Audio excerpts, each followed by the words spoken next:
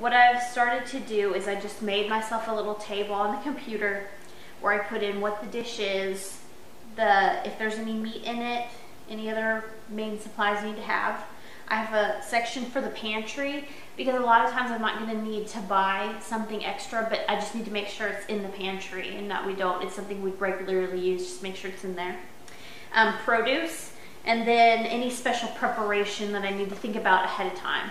For instance, if something has beans in it, I'm trying to get away from the canned beans with sodium, and so I'm trying to soak my beans more, so I have a little note there so that if I'm looking at making something, I'm thinking ahead, oh, I need to soak my beans, or just kind of whatever. Maybe I want to chop something up ahead of time, grind something. So that way, then on the table, if you're computer savvy, this works great. If not, pen and paper works too, but then I can just highlight my produce column, copy, paste, and then look at it and see how often am I using like potatoes, how often do I need broccoli, and then I can kind of gauge about how much produce I need. Now, because of the meat situation right now, I'm not sure if we're getting the organic meat. I'm just doing 2 weeks right now, okay? And this is just gonna be my 2-week plan.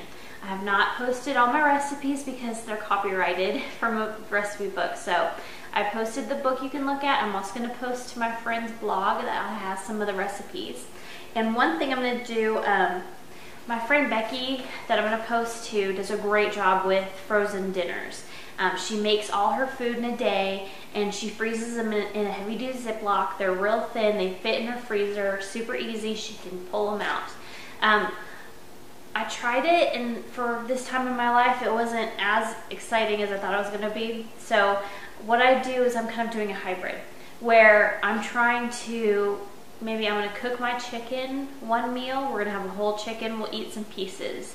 I'm going to take the meat off the bone, make a second and third meal, put it away in the freezer. With those bones, I'm gonna kind of keep them in the crock pot, let them turn into soup stock, and then I like to keep soup stock in my freezer, and just kind of a healthy, yummy thing to add to soups and other grains and that kind of thing.